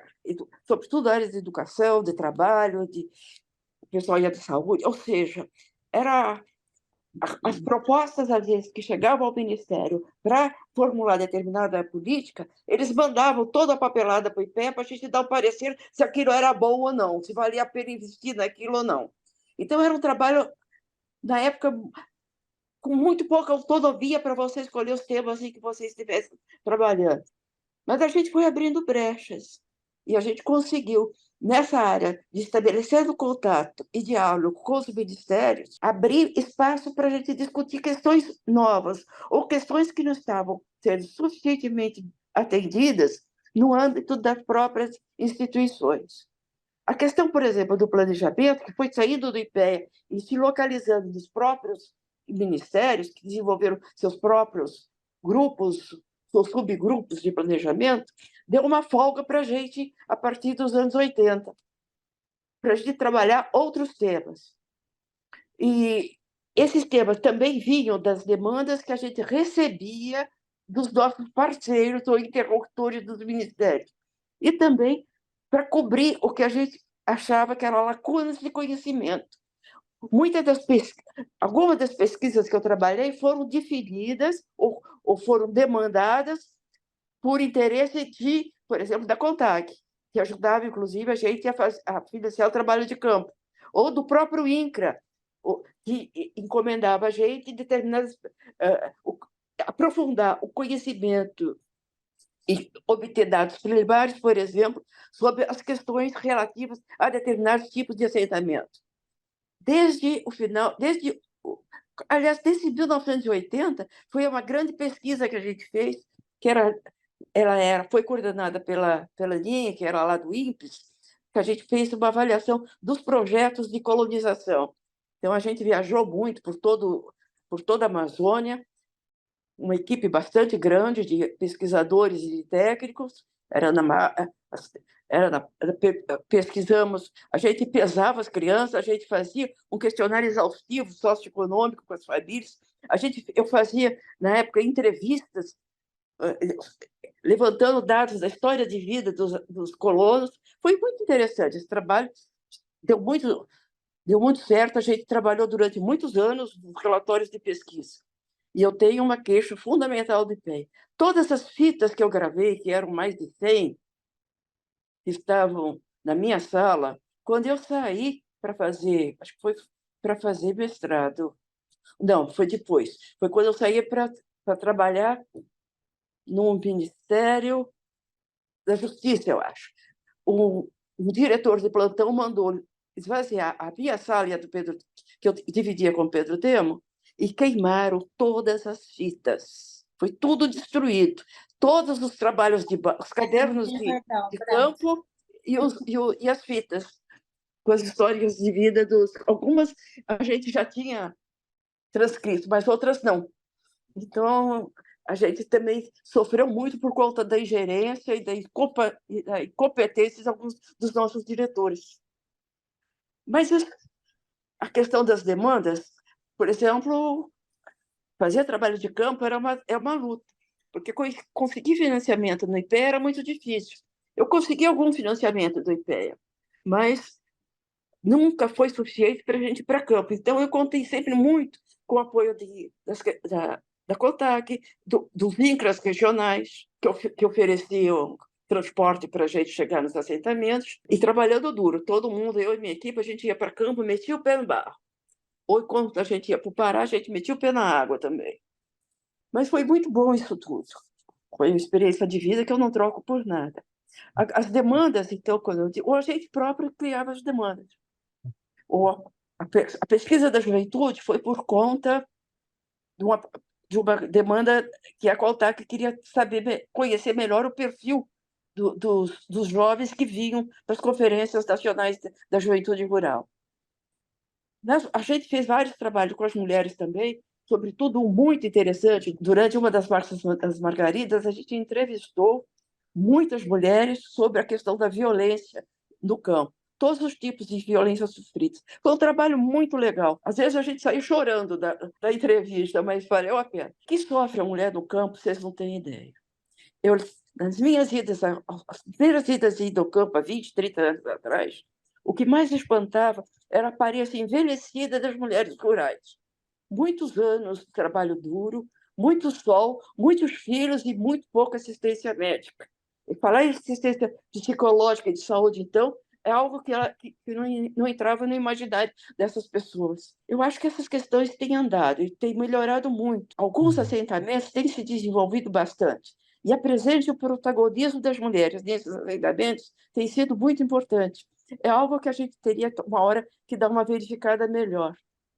Que as pesquisas que no meu tempo, eu realizei nunca focaram especificamente nos assentamentos a importância das mulheres na luta pela reforma agrária. No fundo, são elas que resistem mais resistem nos acampamentos. São elas as primeiras a morrer nos acampamentos. São elas que têm filhos nas condições mais deploráveis que vocês imaginam. Ainda hoje. Hoje deve estar acontecendo isso em algum lugar. Então, essas demandas vinham do nosso próprio interesse em conhecer melhor uma dada situação. E isso foi o que foi se abrindo e nos possibilitou ter essa ambição e ter esse espaço de trabalho novo. A gente recebia o salário, recebia e coubesse e entregava o produto, é claro. Isso deu muito certo e foi muito útil todas essas minha ida para a configuração do boletim de política social. Eu passei um período muito difícil no IPRE, no início dos anos 2000. Mais ou menos, quando eu comecei a trabalhar no boletim, no ano 2000, ou 2000, 2001, não me lembro bem, eu era a única pessoa que trabalhava com desenvolvimento rural dentro do IPEA. E aí, eu fiquei trabalhando sozinha até 2008, quando chegou o primeiro bolsista, que depois hoje está que hoje que veio cedido, que ele era gestor, uma pessoa maravilhosa, que começou a trabalhar comigo em 2008. Aí, em 2009, sim, chegaram mais pessoas muito queridas até hoje, e nós trabalhamos muito. Eu dei muito trabalho a eles, e eles dividiram muito o trabalho comigo. Então, essa divisão, essa convivência de trabalho é muito importante. Então, a gente não trabalhava só no IPE, a gente conversava muito com as pessoas das organizações rurais, com o pessoal do INCRA nacional, com algumas pessoas dos INCRAs regionais, onde a gente precisava de apoio para poder andar na floresta. Então, foi muito bom. Agora, hoje as coisas mudaram, estão diferentes. Há muito tempo, acho que o IPEA não faz uma pesquisa de campo como aquelas de que eu participei. Mas está na hora, tem muita coisa ainda para ser vista, tem muita coisa ainda para ser conhecida. Os efeitos reais, a gente tem os macrodados dos levantamentos do IBGE. A gente trabalha muito com a questão do censo, com a questão das PNADs, da PNAD permanente. A gente acompanha algumas questões, mas em termos muito gerais. Conhecer as especificidades de algumas questões, eu acho que exige o pesquisador ir a campo. Então, eu espero que todos tenham essa oportunidade um dia. Eu concordo muito contigo, Branco. Eu adoro um campo, assim, porque eu acho que ele te dá a informação que um dado, quando a gente tem um dado secundário, as duas informações são relevantes, mas elas são informações diferentes, né? Assim, que eu acho que a gente tem essa questão de quando a gente olha só para o dado secundário, a gente também tem a questão de desumanizar também quem está por trás dele, né? E o campo, além de trazer essa humanidade das pessoas também, né? Que é desde dessa aparência envelhecida que tu colocou até as carências, então o avanço que a gente conseguiu a partir da política é uma coisa que a gente consegue ver no campo, assim, na minha avaliação. Assim. Tem um exemplo de uma pesquisa que, nos anos 80, eu e a Beth recebemos a incumbência, já estava em andamento o Plano Nacional de Alimentação, mas ainda era CNRH, nós recebemos a incumbência de tentar obter algumas respostas de por que os alimentos distribuídos pelo programa não estavam sendo destinados prioritariamente às crianças. Vocês lembram disso? Sabe por quê? Porque a, quem, quem administrava a comida é a mãe. E ela preferia dar uma parte dessa comida para o marido, quando eles estavam em situação de extrema carência. Por quê? Porque era ele que saía para conseguir algum dinheiro para as outras coisas, para o aluguel, enfim. Né?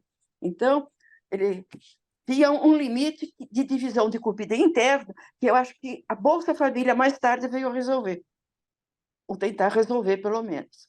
Então, são coisas que a gente só aprende vendo, ou só detecta vendo. E isso eu agradeço muito a oportunidade.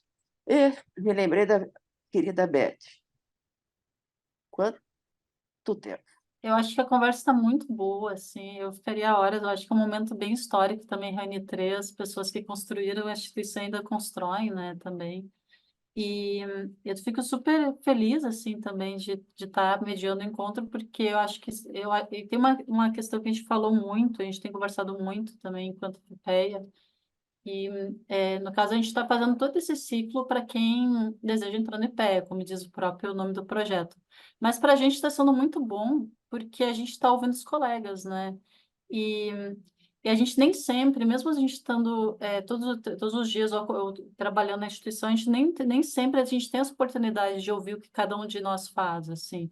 E é uma experiência muito rica, né? Assim, porque é uma diversidade de temas que a instituição tem. A gente é uma instituição pequena, tem uma diversidade de temas, tem uma diversidade de contribuições que a gente teve em termos de política pública.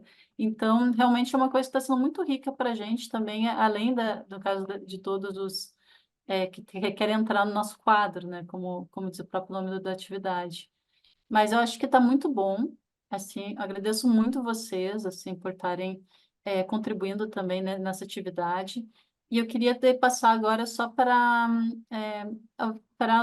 no caso, vocês darem uma palavrinha com as pessoas, no caso, estão aqui também, para uma palavrinha final, né? Que no caso, tanto dos que estão aqui, como também aqueles que vão olhar a gente no YouTube, que a gente está vendo que agora, depois que a gente começou a colocar também os encontros dentro do YouTube, né, na plataforma digital, tem muita gente que está acompanhando, que teve uma migração, né, nesse ambiente virtual muito para lá também. Então, as pessoas vão acompanhar depois lá. A gente está organizando também o encontro dia 22, né?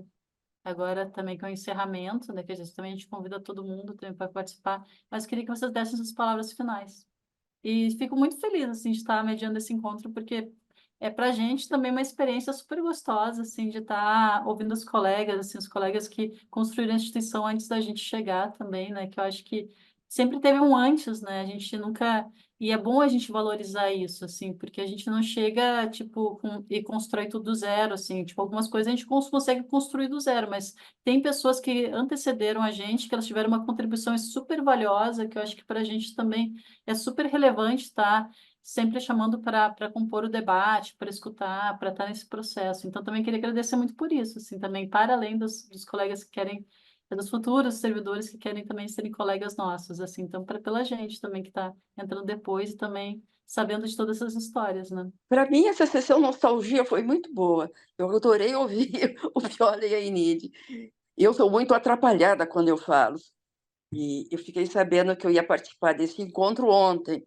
Então, eu não preparei nada. E a minha má memória para algumas coisas atropela os acontecimentos, inverto o tempo, mas tudo bem. Se alguém tiver alguma dúvida, é só perguntar.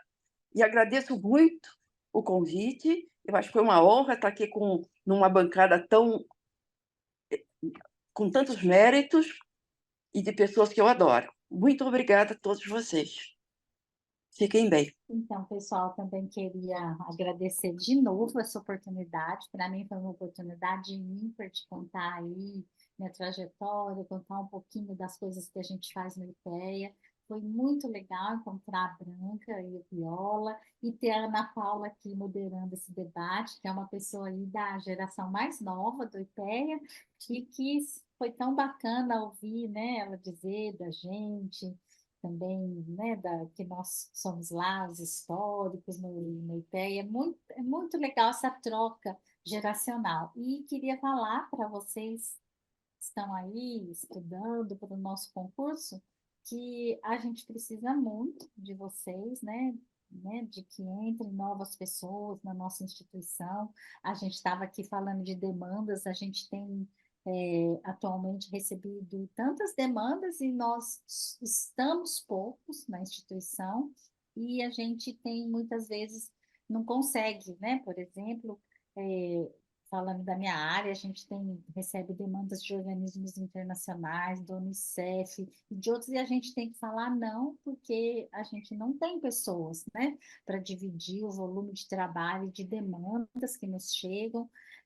Portanto, estou muito feliz com a realização desse concurso depois de tantos anos e tenho certeza que vocês adentrando a instituição, se Deus quiser, vocês que estão aqui vão estar todos lá, vocês também serão muito felizes, principalmente se tem, né, no coração essa vontade de contribuir com o Brasil, de mudar o Brasil e de trabalhar para a sociedade. Vocês assim, viram aqui uma amostra de 3 pessoas que a gente nem pode falar que o que a gente faz é um trabalho, porque a gente que faz parte da vida da gente, entendeu? Uma coisa que fica assim dentro da gente, a gente trabalha, mas sabendo da importância e das dificuldades e da diferença que a gente pode fazer para a política pública do país. Viola. Bom, eu também quero agradecer a oportunidade que me foi dada de falar com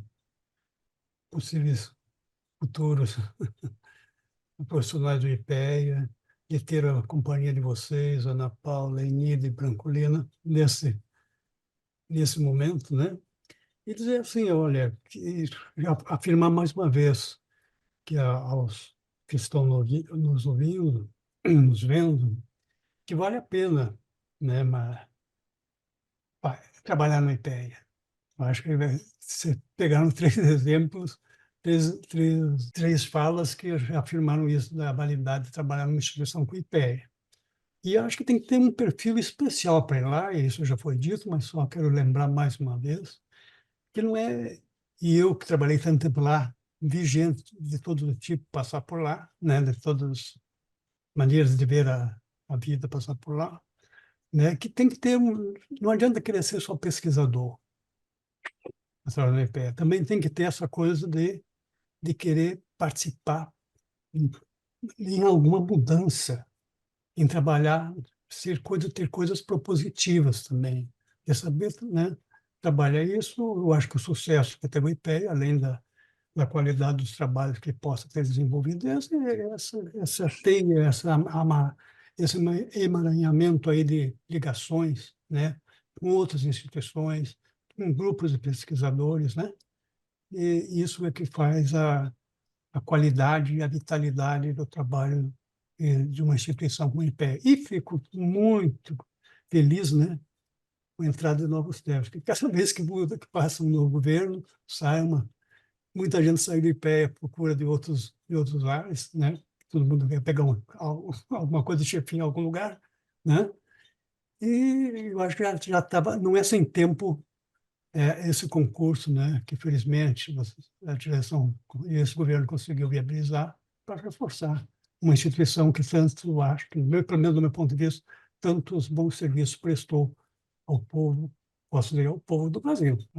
Obrigado a todos. Eu queria também agradecer em nome da FIPEA, agradecer também ao Piola, a Branca, também a Enid, né, no caso, pelas suas falas, que tipo, eu já considero que são históricas, né, por estarem relatando um pouco da trajetória deles e também, automaticamente, a trajetória da instituição também nas áreas que eles trabalharam durante 30, 40 anos, assim. Então, eu queria agradecer muito a presença deles, assim, em nome da FIPEA, desejar boa sorte a todas as pessoas que vão fazer a prova, que também desejam compor. Também até os colegas que, sei lá, são gestores, querem também vir para o IPE para trabalhar também, no caso, se estiverem vendo, também está aberto o IPE, lá a gente também para trabalho, né? Eu acredito, eu não posso dizer que está aberto, porque eu não sou eu que decido isso, né? Que sou da FIPE, mas enfim, mas a gente gostaria muito de ter mais gente trabalhando, que está bem menos gente do que a gente gostaria, assim, lá. Precisa E eu acho que... muito, Oi? a Como? gente precisa muito. A gente precisa de gente, né, para trabalhar, para poder fazer as coisas lá, mas a gente fica muito feliz também enquanto a FIPEA também, que a gente convida desde já as pessoas também a se associarem na FIPEA, né, que a gente entende que é um espaço da gente promover discussões, assim, tem aquela brincadeira que o sindicato é síndico, né, de ouvir todas, de mediar conflitos, então, de escutar as pessoas também, né, então a gente entende que é um espaço de luta e construção coletiva também de questões da nossa atividade, né. E eu acho que desejar boa sorte, eu acho que o nosso objetivo com esses encontros era tentar mostrar um pouco da pluralidade que tem na instituição, né, também, que é essa questão que diversas formações, diversos temas que a gente está abordando, a gente espera ter conseguido também fazer isso a partir do nosso processo de trabalho, e eu acho que é um pouco disso, assim, tá? Boa sorte para o pessoal. Muito obrigada por todo mundo que nos assistiu durante esses 10 encontros e convidamos ainda para um encerramento que a gente está preparando, uma surpresa para o dia 22, assim, para quem puder. Tá? Muito obrigada, gente. Tchau. E boa sorte na prova.